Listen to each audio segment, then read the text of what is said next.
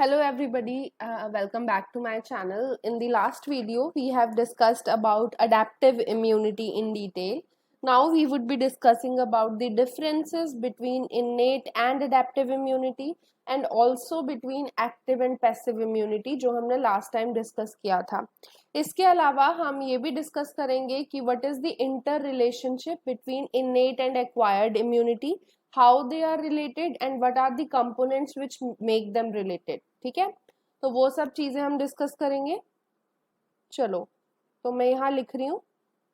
First of all we are discussing the differences between. किस किस के डिफरेंसेस हैं? तो यहाँ एक साइड हम लिख लेते हैं इन्नेट इम्यूनिटी, और दूसरी साइड हम लिख लेते हैं एक्वायर्ड इम्यूनिटी या अडेप्टिव इम्यूनिटी जो हमने लास्ट टाइम डिस्कस किया था. इन दोनों के क्या डिफरेंसेस हैं?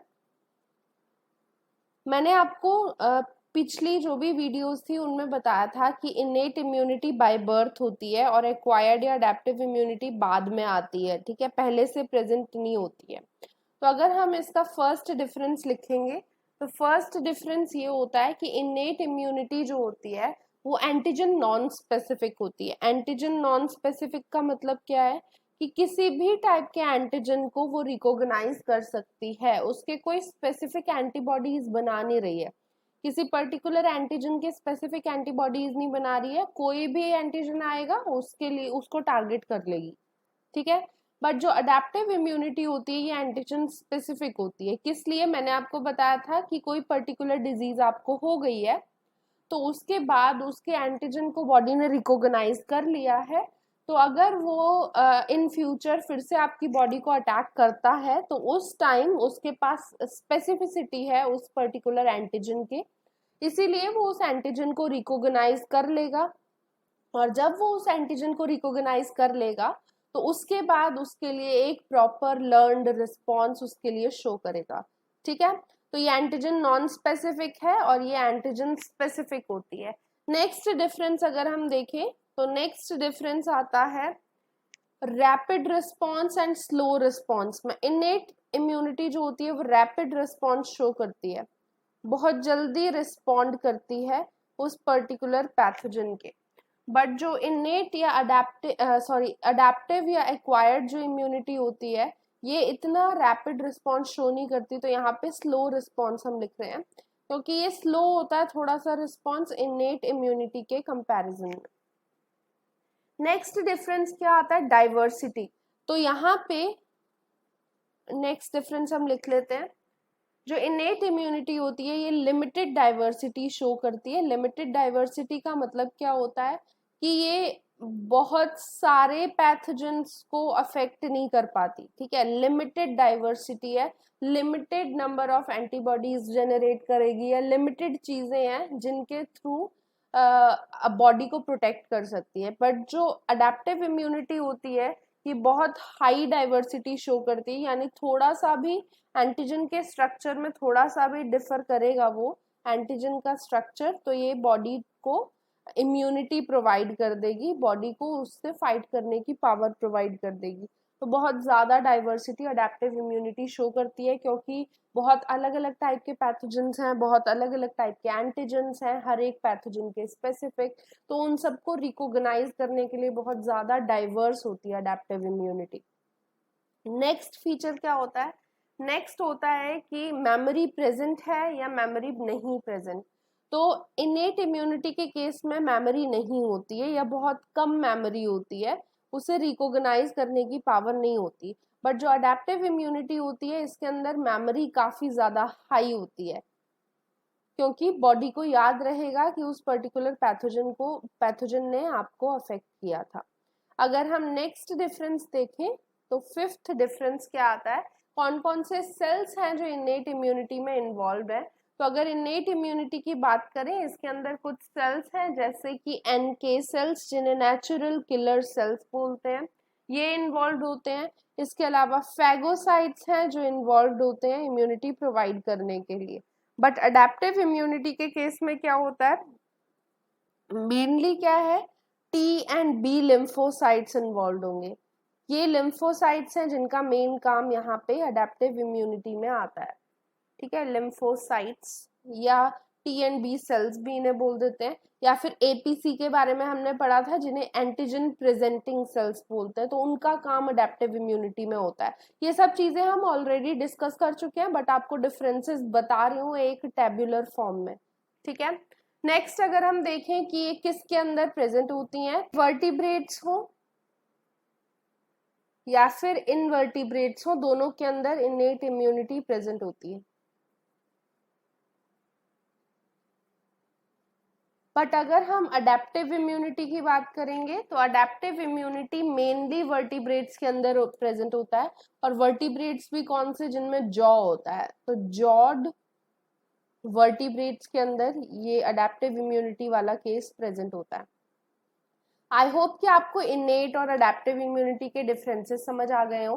अब हम आगे पढ़ते हैं एक्टिव और पैसिव इम्यूनिटी के बारे में डिफरेंसेस। एक्टिव इम्यूनिटी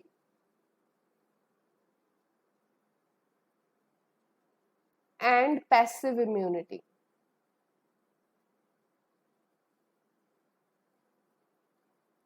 तो ये भी मैंने आपको ब्रीफली कल बताया था अडेप्टिव इम्यूनिटी के बारे में, उसी में था एक्टिव एक्वायर्ड इम्यूनिटी के बारे में, उसी में था एक्टिव और पैसिव इम्यूनिटी के बारे में भी थोड़ा सा बताया था मैंने। तो इनके क्या क्या डिफरेंसेस हैं। एक्टिव इम्यूनिटी जो होती है ये तब बनती है हमारी बॉडी के अंदर जब हमारी बॉडी का एक्सपोजर होता है टू पर्टिकुलर एंटीजन। तो एक्सपोजर टू एंटीजन यहाँ काफी इंपॉर्टेंट है। एंटीजन के लिए एक्सपोजर अगर नहीं होगा तो इम्यूनिटी एक्टिव नहीं होगी, ठीक है। अगर पैसिव है वो, तो इसके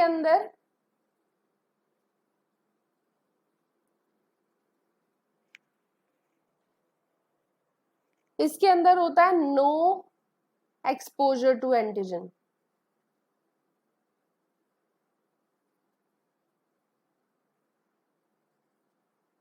अब ये किस लिए जरूरी है, अगर एंटीजन के लिए बॉडी एक्सपोज हुई नहीं है तो हमारी बॉडी के अंदर पैसिव इम्यूनिटी होगी, यानी बाहर से कहीं से एंटीबॉडीज हमारी बॉडी के अंदर डाली गई हैं।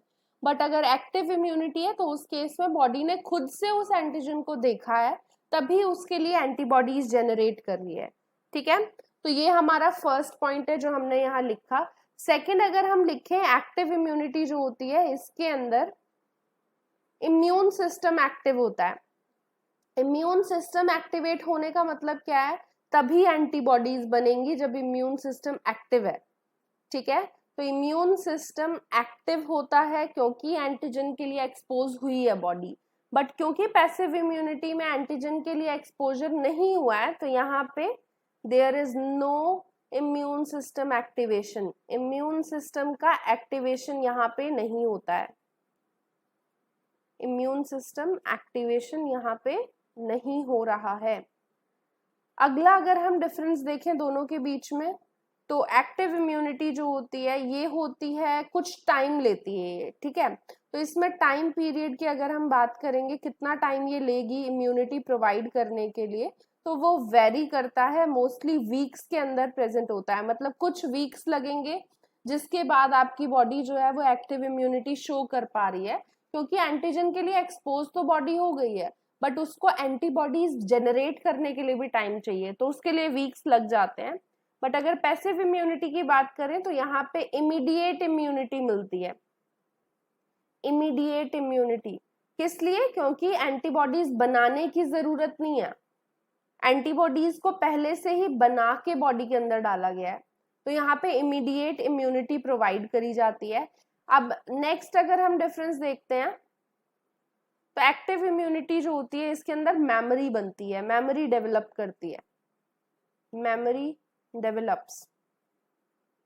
मेमोरी कैसे डेवलप होती है, क्योंकि खुद से बॉडी ने एंटीजन के लिए वो एक्सपोज्ड हुई थी तो उसे याद है कि उस एंटीजन का स्ट्रक्चर कैसा है, ठीक है। तो यहाँ मेमोरी डेवलप होती है। बट अगर पैसिव इम्यूनिटी की बात करेंगे तो यहाँ पे मेमोरी डेवलप नहीं होती, क्योंकि एंटीबॉडी ने एंटीजन को देखा ही नहीं, बॉडी ने एंटीजन को देखा ही नहीं, उसके लिए वो एक्सपोज्ड ही नहीं हुई। समझ आई? तो एक्टिव पैसिव इम्यूनिटी के बीच में ये डिफरेंसेस हैं।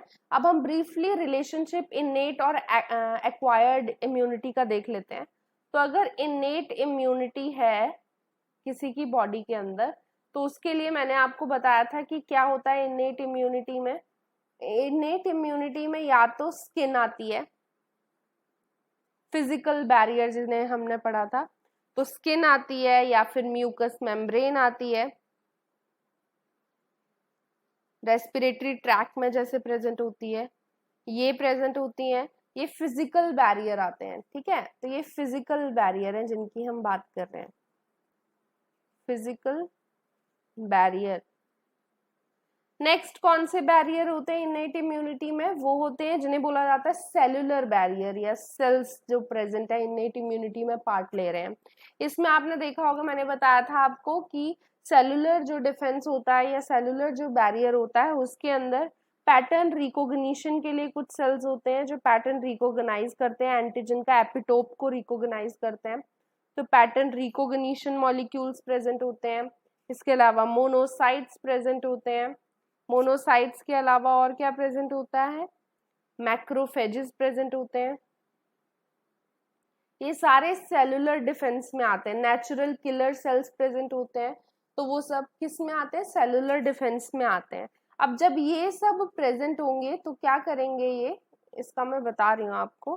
तो ये साइटोकाइंस प्रोड्यूस करेंगे, साइटोकाइंस प्रोड्यूस करेंगे।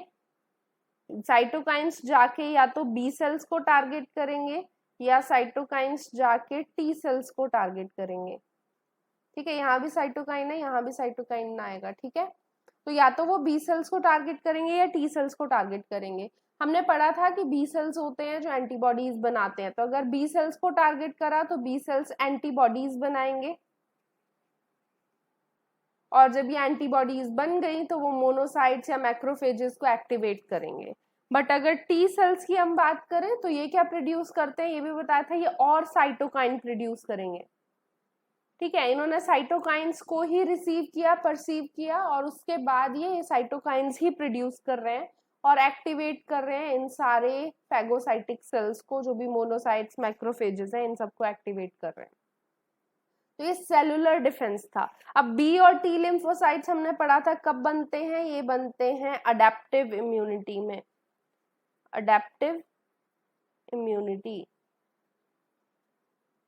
तो हम ऐसा नहीं बोल सकते कि इनेट इम्यूनिटी और अडेप्टिव इम्यूनिटी अलग अलग हैं, वो दोनों इंटर रिलेटेड हैं, ठीक है। अब नेक्स्ट चीज जो इनेट इम्यूनिटी में होती है वो आपको पता होगा, केमिकल बैरियर्स। हमने फिजिकल बैरियर पढ़ लिए, सेलुलर बैरियर पढ़ लिए, एक होता है केमिकल बैरियर, जिसमें मैंने आपको बताया था या तो एसिड है जो स्टमक के अंदर प्रेजेंट है, या फिर पीएच है, ठीक है। एसिडिक पीएच जैसे स्टमक की होती है, या माउथ का सलाइवा की एक पर्टिकुलर पीएच होती है, या कुछ लिपिड्स हैं, एंजाइम्स हैं, ये सब अगर बैरियर प्रोवाइड कर रहे हैं, उस पर्टिकुलर पैथोजन को डिस्ट्रॉय कर रहे हैं, किल कर रहे हैं, तो वो सब केमिकल बैरियर में आएगा, ठीक है। तो इनेट इम्यूनिटी जो हमारी होती है वो एक्वायर्ड इम्यूनिटी से लिंक्ड है, दोनों के बीच में एक रिलेशन है, दोनों अलग अलग नहीं है। आई होप कि आपको समझ आया हो कि इनेट एंड अडेप्टिव इम्यूनिटी में क्या डिफरेंस होते हैं, या एक्टिव पैसिव इम्यूनिटी क्या होती है, और इनेट और अडेप्टिव इम्यूनिटी एक दूसरे से किस तरीके से लिंक्ड है। आगे आने वाली वीडियोस में हम बी सेल्स, टी सेल्स, या फिर जो भी सेल्स हैं जो इम्यून सिस्टम में पार्ट लेते हैं, मोनोसाइट्स, इसके अलावा मैक्रोफेजेस, नेचुरल किलर सेल्स, इन सब के बारे में डिस्कस करेंगे कि इनका स्ट्रक्चर कैसा होता है और ये क्या फंक्शन परफॉर्म करते हैं। आई होप कि आपको ये वीडियो पसंद आई हो, तो आप लाइक, शेयर और सब्सक्राइब जरूर करेंगे। Thanks a lot.